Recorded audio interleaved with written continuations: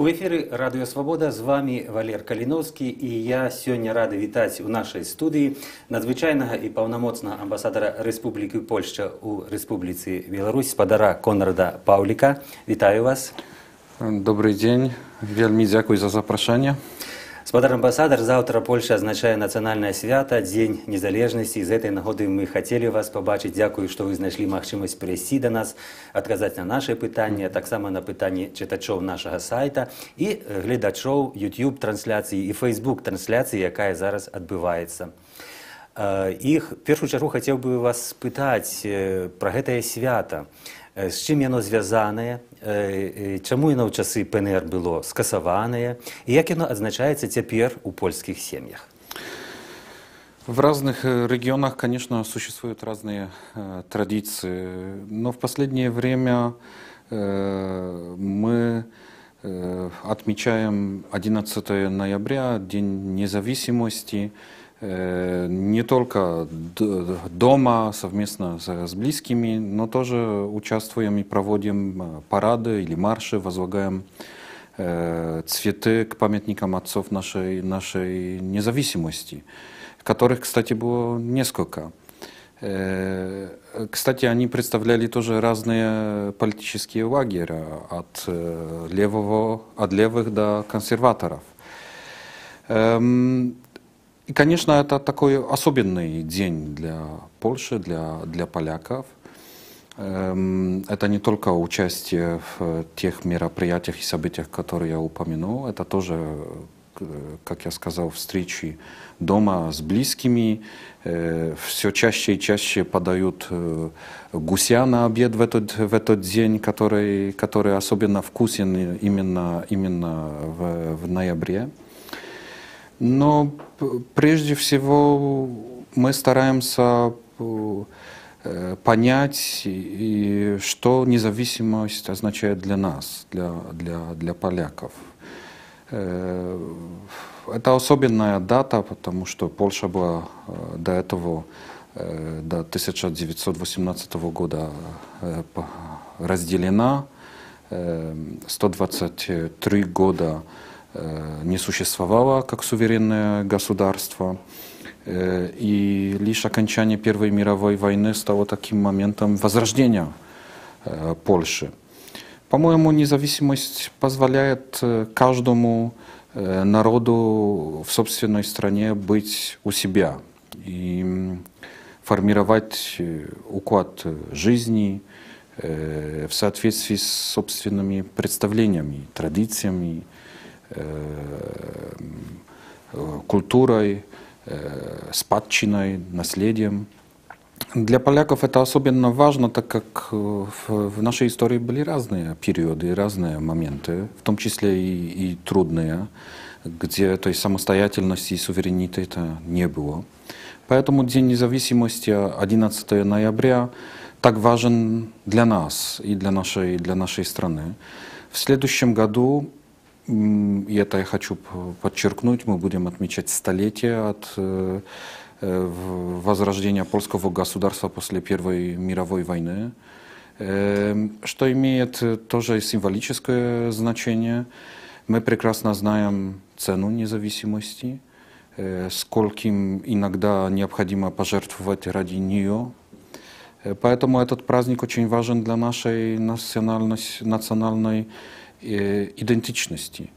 И мы рады, что Польша сегодня полностью свободна, суверенная, независимая. Для многих поколений поляков это была недостижимая мечта. 11 ноября радуемся, что она сбылась. Ну, ваши словы про вартасць незалежнасці, канешне, падзяляюць і беларусы. І беларусы таксама наступным годзе будуць азначаць 100 гадоў стварэння Беларускай Народнай Рэспублікі. Адзінае, што наша рэспубліка беларуская, яна не змагла адстаяць сябе, а Польшча адстаяла. Давайте вернемся до беларуска-польскіх дачыненняў не гістарычных, а цяперашняга часу і крыху пагаворым пра той працэс, які фактычна супаў з вашым прыездам у Менск у якасці амбасадара 1,5 гады таму, калі вы прыехалі. Тут быў міністр замежных спраў Вашчыкоўскі, і пачаўся такі працэс асцярожнай нармалізацыі двухбаковых дачыненняў паміж Польшчай і Беларусі. Было шмат дэлегацый, шмат кантактаў, усё, значыцца, пайшло як бы такая асцярожная пошук новых шляхоў, у адрозненне ад папярэдняй такога палітыкі, якая была ізаляцыянізму больш, скажам, з беларускага боку. Вось цяпер прайшло 1,5 гады, мы бачым нейкія зрухі, палітвязні вызваленыя, нешта адбываецца пазітыўнае, але застаюцца рэпрэсіі, затрымліваюць людзей, садзяць у турмы. Журналістаў, у тым ліку Белсату, польскага тэлеканалу, пераследуюць. Ці няма тут некага расчаравання з польскага боку, што вось пачалі працэс, але не до конца нас правильно зразумелі ў Менску? Скажу таким образом. Я думаю, что мы все время находимся в процессе и ищем новую модель отношений. Но солидное начало уже в какой-то степени положено. Мы чаще встречаемся, назвали разные события в текущем и предыдущем году. Мы чаще встречаемся, кажется, лучше понимаем друг друга. Ну и что самое главное, больше разговариваем. Важно, что это происходит особенно потому, что Польша и Беларусь были, есть и будем соседями. А нашим дипломатическим отношениям уже исполнилось 25 лет, четверть века. Мы за этот период, и в своем вопросе тоже в какой-то степени упомянули, пробовали многое. Прежде всего, сам по себе ценен тот факт, что на протяжении более чем 25 лет мы можем выстраивать наши отношения как суверенные, независимые страны, государства. Это новое качество, которое дает совершенно новые возможности. В этом году, кроме установления дипломатических отношений 25-летия, тоже в июне месяце мы отмечали 25 лет с момента подписания двухстороннего договора о добрососедстве и дружелюбном сотрудничестве. Я считаю, что всем вообще стоит посмотреть этот документ. Он даже больше актуален, чем был тогда, четверть века тому назад. И если обе стороны будут добросовестно реализовать его положение, отношения между Польшей и Беларусью будут более чем хорошие. Вы упомянули активный календарь между нашими странами. Да, на самом деле, начало моей миссии совпало с визитом министра Ващиковского в Минске, в Беларуси.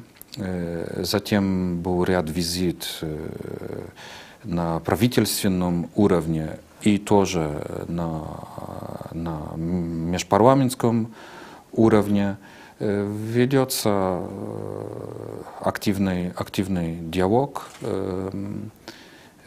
Это, конечно, радует. Стараемся работать во всех сферах нашего сотрудничества и наших отношений. Стараемся исправлять те сферы, в которых мы упустили какое-то время. Ведем, тоже хочу подчеркнуть, что в ходе этих визитов, кроме, конечно, официальных контактов и встреч, мы не забываем и встречаемся с представителями общественных кругов,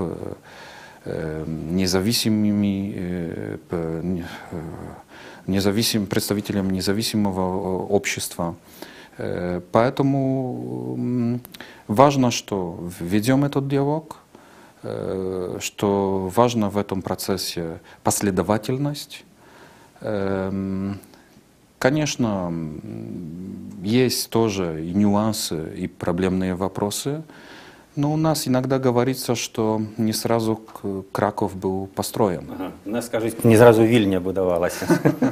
Господар амбасадар, ну ось дотично того, что вы сказали, что протягивается диалог, что есть размовы, что есть позиция. А что можно сказать некое конкретное? Чего досягнули, что можно было бы намацать, да, у политицы, в экономике, в таких межлюдских контактах за час этой нормализации? То позвольте, что скажу, назову несколько цифр.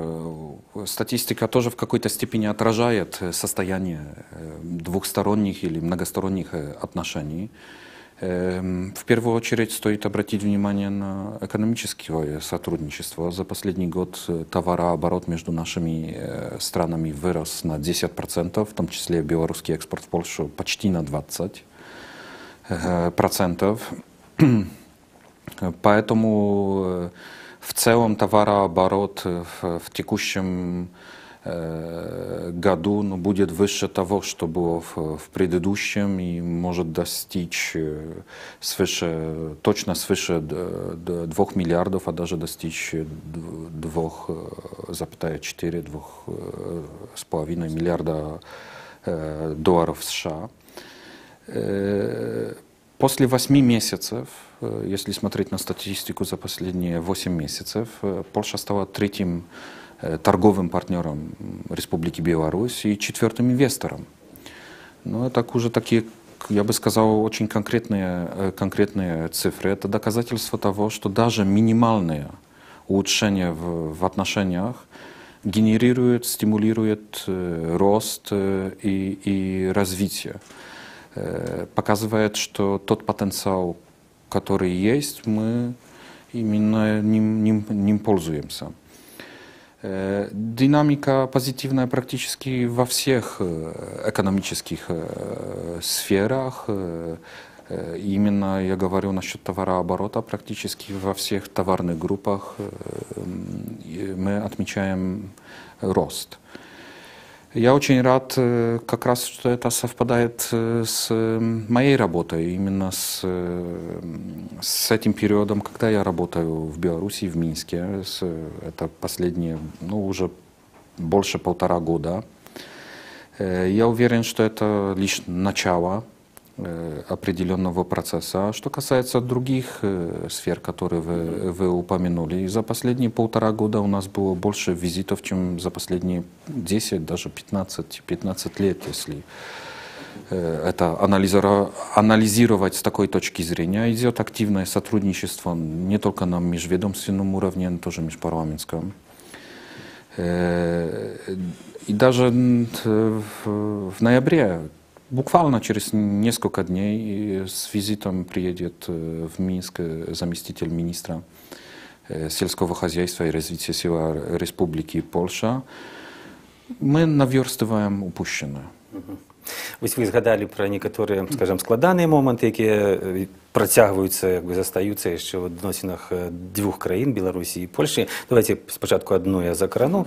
У 2005 році під тиском білоруських владів фактично розколовся Союз поляків Білорусі, одна з найбільших громадських організацій у Білорусі, і частка цього союзу до того часу не признана. Коли був міністр Ващиковський, інші делегації, йдуть розмови про те, як урегулювати це питання, каб урешті всі активісти польської меншості могли у легальным поле працаваць і дзейнічаць. Нібыта ёсць згоды з бакоў саміх арганізацый, і ўлады пазітыўна кажуць, але рашэння няма. Хто тут перашкаджае? Чаму за 1,5 гады нават вот это питание не удалось неяк урегуляваць? Я неоднократно на этот вопрос отвечал в интервью, что фактически в Беларуси существуют две крупнейшие организации поляков. Та, которую признает Минск, и та, которую признает Варшава, разделившаяся в 2005 году. Пока мы не можем продвинуться вперед, но данный вопрос вызывает меньше напряжения, меньше напряженности, чем еще несколько лет назад. Для нас главное, чтобы граждане польского происхождения, живущие в Беларуси, независимо от своих взглядов, могли чувствовать себя в Беларуси комфортно, изучать родной язык, продолжать культурные традиции предков, аналогично, как это существует в Польше. Для белорусов. Для белорусов, да, так же, как мы хотим, чтобы каждый белорусский поляк, белорус, живущий в Польше, мог свободно развивать свою национальную идентичность, культуру, язык, исповедать свою религию. Если так будет происходить по обеим сторонам границы, мы решим все проблемы. На этот момент в стране такой нема вот это разделение, как было в 2005 году. Градус напруженности изнижился. Да, я бы сказал, что чуть-чуть снизилась температура обсуждения этого вопроса, но он далек от решения. Ясно. Ну, будем працягваць сачыць і за гэтай з іншымі тэмамі, але вось да пазітыву адносінах Польшчы і Беларусі я бы аднёс супрацоўніцтва гісторыкаў і супрацоўніцтва ў галіне памяці.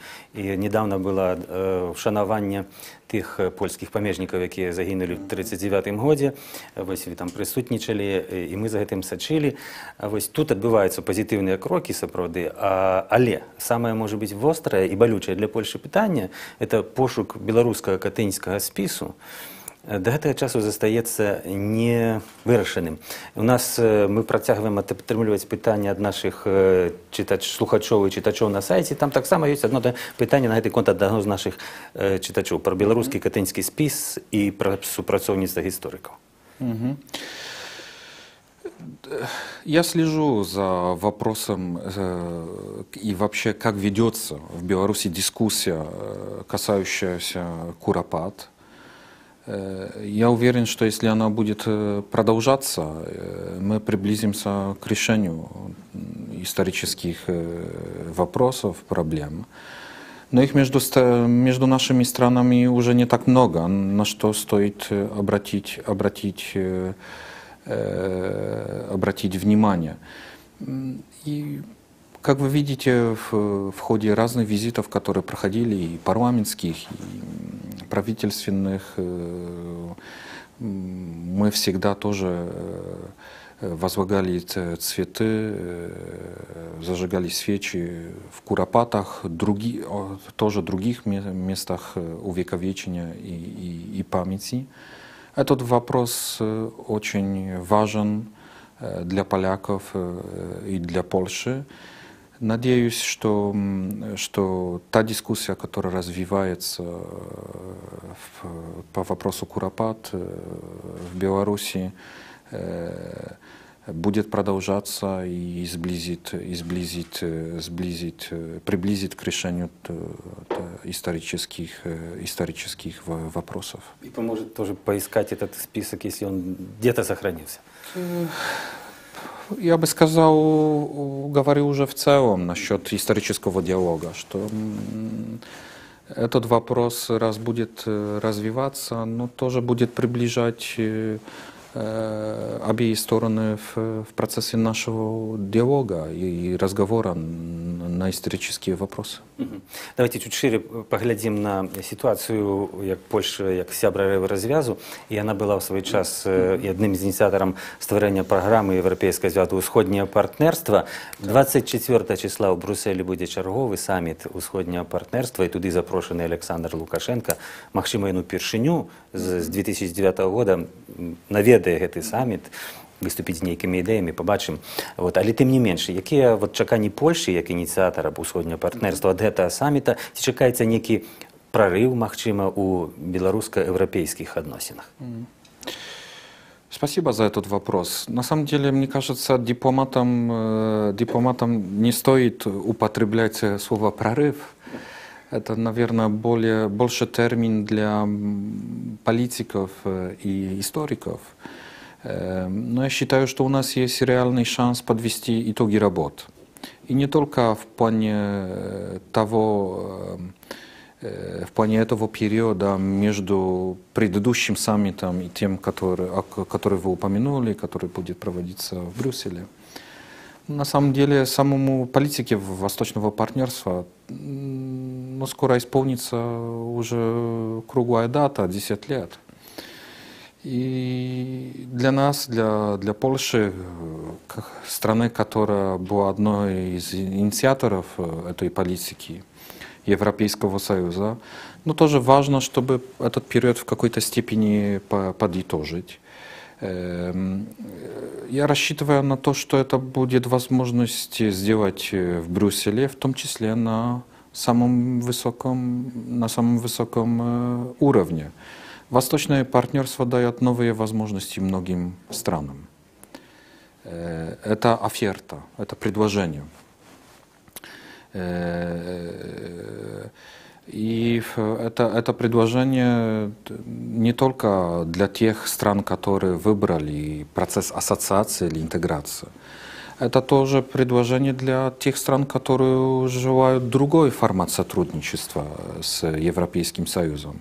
Поэтому я думаю, что каждый может найти для себя что-то привлекательное, в том числе и Беларусь. Білорусь на економічних вопросах улады концентрують увагу, перш за все, на економічних питаннях, на правах чоловіка, типу діл улады, вони так осторожненько відходять, а от хочуть економічні проєкти. Вы сказали про 10 годов усходнего партнерства. Я хочу згадать про 10 годов телеканалу Белсат. Это фактично один белорусскомовный телеканал, який вещає з території Польщі. На території Білорусі 10 снежня буде якраз 10-та годовина этого каналу. Він у складаних умовах працює тут у Білорусі, затрымліваюць ягоних кореспондентів. Некалькі разів розгромили бюро Белсату. У Варшаві ёсць нейкія пытанні няпэўныя з фінансаваннем. Тым не менш, 10-ту годовину ён сустракае, здаецца, з аптымізмам. Ці вы глядзіце асабіста гэты тэлеканал? І якой вам бачыцца ягоная праца и ягоныя перспективы? Скажу таким образом. Вопрос Белсата не входит в компетенцию, конечно, посольства. Но мне лично кажется, что иногда стоит посмотреть этот канал хотя бы в плане такого контакта с живым белорусским языком. Стоит также задуматься о том, что первый в мире белорусскоязычный телевизионный канал был создан именно в Польше. Даже если кому-то не все и в нем нравится. Дякую Польші, конечно, за эту підтримку і сподіваємося, що вона буде працягватися. Принаймні, я як глядач і мої колеги в этом зацікавлені. А з другого боку, коли говорить про СМІ і телебачення, коли приїжджав спадар Вашчыковскі, міністр, йшла розмова про те, що білоруський бок уключить у свої сітки польський телеканал Пальоні, полякам і білорусам бачить, що відбувається в Польщі, але до цього нема. До цього часу нема ніяк в цих наших кабельних сітках, нема рішення. Да, был такой разговор. Мы анализируем и рассматриваем разные варианты, но пока об этом рано говорить. Нам бы хотелось, чтобы в обеих странах для тех людей, у которых есть интерес смотреть наши телевизионные каналы, была такая возможность именно их посмотреть и услышать. Зрозуміло. Я тут можу сказати нашим глядачам, що ми протягуємо отримувати до вас різні питання. От я зараз опошнє погляжу, яке прийшло. Сережа питається, Сережа, як ще питання пану амбасадору, чи є його білоруські корені? Не знаю, на самом деле, скажу таким образом. Конечно, если очень далеко смотреть по корням, нас, наверное, наши народы очень много объединяет. Некоторые из моих предков жили на этой земле. Это было, больше 100 лет тому назад. Мой прапрадедушка был крещен в северной части Белоруссии. Так что? Так что можно сказать, что есть какие-то связи с белорусской землей. Шмат пытанняў прыйшлі на сторонку нашего сайта. На жаль, шановные читачи и глядачи нашего интервью, мы не все немагчыма падаць, бо там каля 2 десяткаў, і тут яшчэ на YouTube каля десятка ўжо ёсць пытанняў. Але найбольш часта сустракаецца пытанне па карце паляка. Чаму заўсёды занятыя тэлефоны, па якіх кансулят у Брэсце раіць записываться на карты паляка, і той самый про Мінск.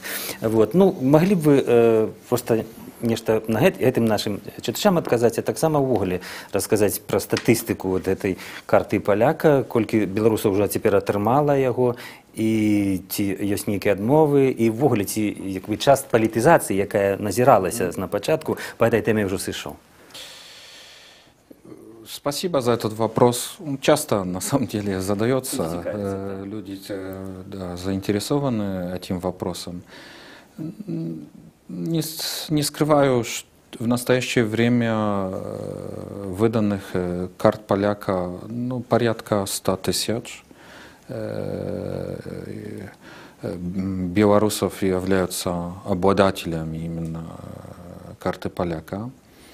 Мы ее как-то особенно не рекламируем, не агитируем насчет этого. Это свободный выбор граждан, которые делают это так, как чувствуют, что Польша им близка.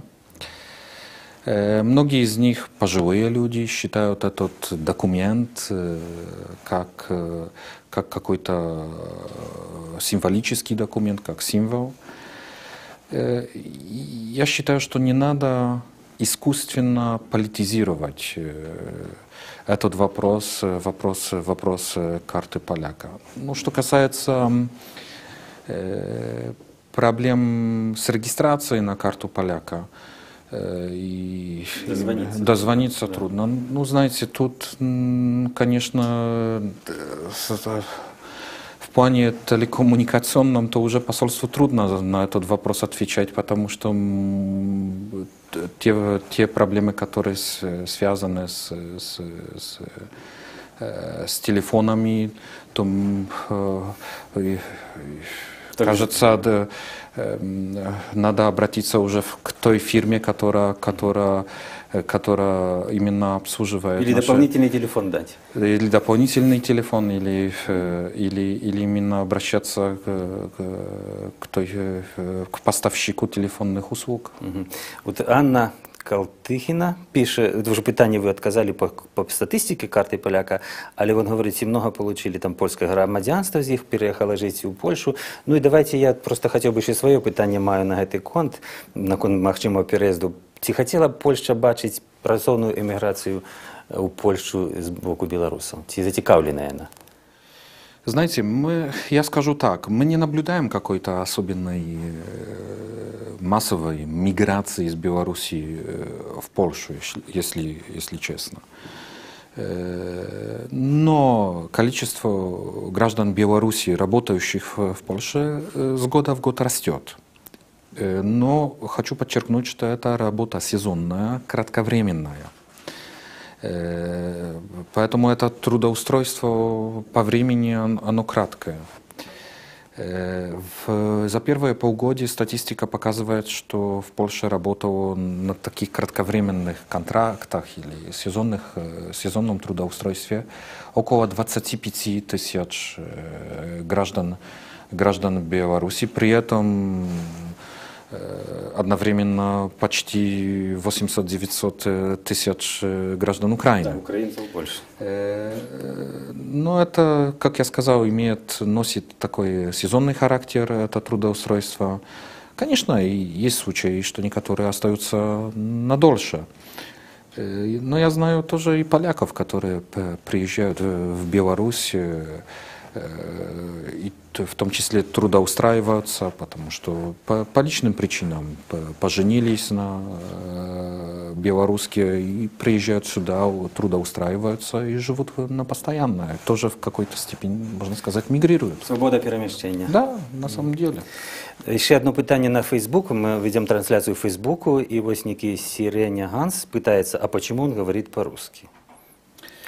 Да, я в одном интервью, спасибо за этот вопрос, я в одном интервью говорил, что постараюсь уже, когда исполнится 2 года моей дипломатической миссии, уже побольше говорить в интервью на белорусской мове, чем на российской. Я учу белорусский язык, все разумею, но так идеально не ведаю. Ага. Так что, когда исполнится 2 года, наступное интервью по-белорусски у нас у студии Радио Свобода. Постараюсь. Так. Добре, ще одне питання прийшло з YouTube-трансляції, воно такое приблизно, як і я тут запланував собі, дамо пріоритет нашому глядачу. Хотілося б ще запитатися про малий паміжний рух, ці є нейкі зрухи, які перешкоди ў гэтым, што трэба зрабіць. Ну, а цябе толькі дадам, што я недавно быў у камандзіроўцы на Падляшшы, размаўляў з людзьмі, з бізнесоўцамі, з якімі зацікаўлены ў памежным руху, і яны таксама скардзіліся, што і візы дарагія, і чакаць трэба доўга. Ці можна было б малы памежны рух пашырыць, увесці нарэшце? Я, кстати, недавно на этот вопрос отвечал в одном из интервью, по-моему, это было в прессе. В принципе, с польской стороны в процедуральном порядке все готово к введению малого пограничного движения. То, что нам остается с обеих сторон, это уведомить друг друга о введении такого движения. Тут, конечно, мы всю процедуру закончили в 2010 году, в принципе, и мы готовы к введению МПД в жизнь с Республикой Беларусь. Тут, конечно, ждем решения белорусской стороны и в плане окончания всех процедур связанных и, конечно, выражения готовности введения и вступления этого движения в жизнь. То, что хочу подчеркнуть, и это на данный момент очень важно, это прежде всего те решения, которые были приняты в прошлом и текущем году белорусской стороной в плане безвизового режима с белорусской стороны. Оцениваем, что даже порядка до 50 тысяч граждан Республики Польша в рамках безвизового режима приедут или на Августовский канал и Гродно, или через аэропорт в Минске, или в Беловежскую пущу. И это в какой-то степени, по крайней мере, с белорусской стороны, помогает именно такому межрегиональному и, скажем так, трансграничному передвижению граждан Польши в Республику Беларусь. Но то, что важно подчеркнуть в плане безвизовом, это прежде всего экономическая выгода.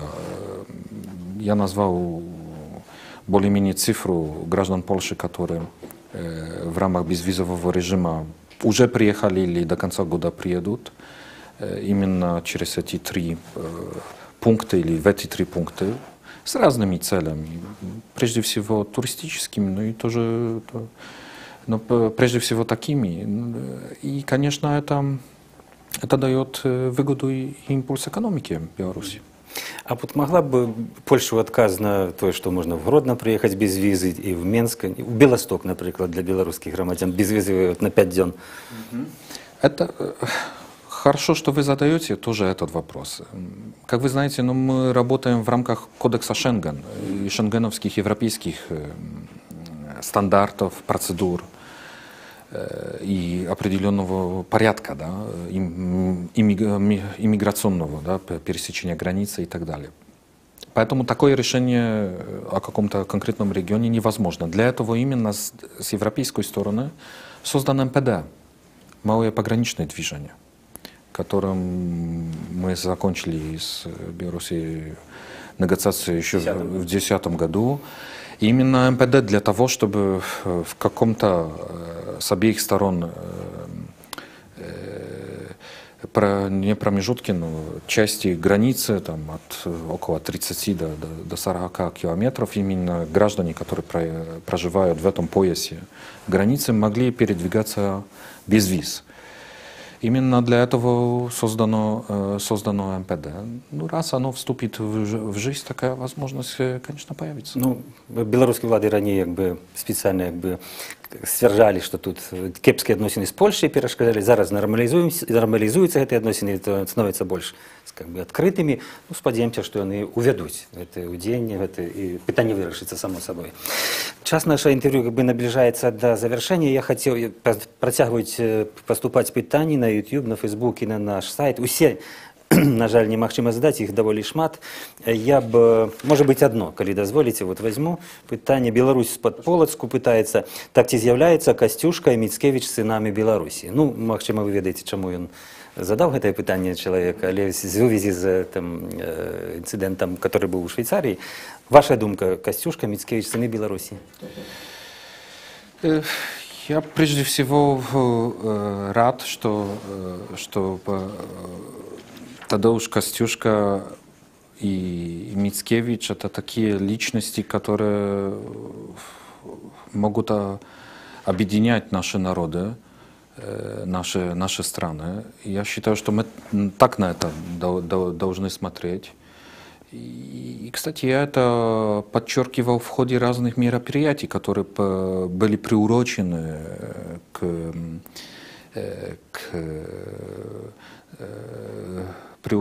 разным мероприятиям, событиям, связанным с рождением Тадеusza Костюшки в Мершавщине.